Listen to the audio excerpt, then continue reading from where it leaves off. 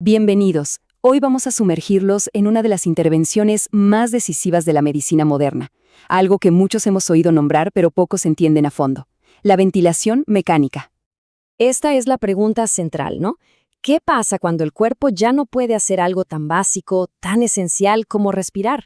Bueno, vamos a desmitificar la tecnología que entra en juego en ese preciso momento. Arranquemos. Este es nuestro recorrido. Primero, entender la crisis. Luego, conocer la máquina, cómo se ajusta al milímetro para cada persona, el balance tan delicado que implica y la meta final, que es siempre la recuperación. Empecemos por el principio, el momento crítico en que el sistema respiratorio de una persona simplemente colapsa y ya no puede seguir por sí solo.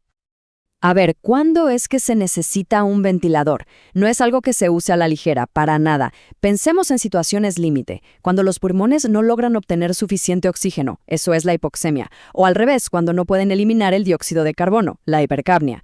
También en casos de insuficiencia cardíaca grave, cuando los pulmones se llenan de líquido, o para proteger la vía aérea de alguien que está inconsciente. A veces simplemente los músculos respiratorios están tan agotados que necesitan un relevo urgente. Entonces, ante esta crisis, ¿cuál es la solución?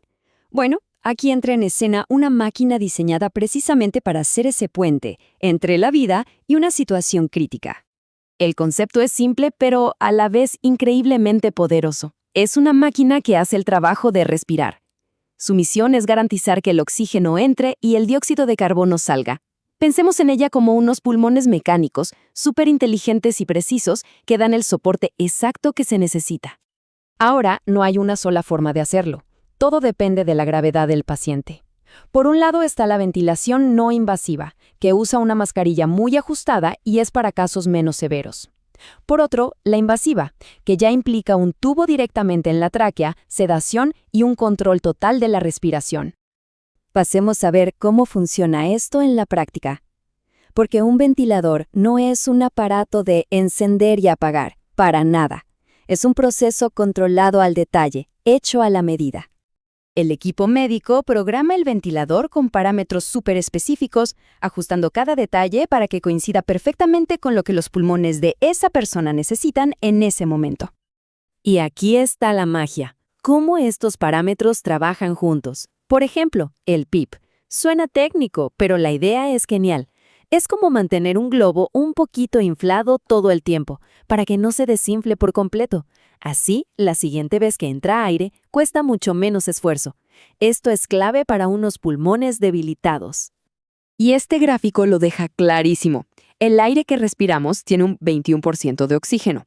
Un ventilador puede entregar hasta un 100% de oxígeno puro, es decir, casi 5 veces más. En una insuficiencia pulmonar grave, esta diferencia es, literalmente, la diferencia entre la vida y la muerte. Pero, ojo, configurar bien la máquina es solo una parte de la historia. La otra es lograr que el cuerpo del paciente y la máquina trabajen en perfecta armonía. Y para eso se necesita un equilibrio médico muy, muy delicado. Aquí entran en juego 3 pilares de la medicación. Primero, la sedación, para que el paciente esté tranquilo y cómodo. Segundo, la analgesia, para controlar cualquier tipo de dolor. Y en casos muy graves, el bloqueo neuromuscular, que básicamente paraliza al paciente para lograr una sincronía total con el ventilador. Y este es un punto ético y médico importantísimo. Si se utiliza un bloqueador neuromuscular, es absolutamente fundamental que el paciente esté profundamente sedado y sin dolor. ¿Por qué? Porque aunque no pueda moverse, sigue consciente. La sedación profunda evita lo que de otro modo sería una experiencia aterradora. Ahora, volviendo a la opción no invasiva, la de la mascarilla, hay que decir que no es para todos. Hay situaciones en las que es directamente peligrosa. Por ejemplo, en un paro cardíaco se necesita una vía aérea segura ya. O si hay riesgo de que el paciente vomite, o si tiene un trauma facial grave, es imposible sellar la mascarilla. Son medidas de seguridad cruciales. Porque hay que recordar algo siempre. El ventilador es un puente, no es el destino. Todo el trabajo del equipo médico está enfocado en una sola cosa: el camino de regreso a que la persona pueda respirar por sí misma.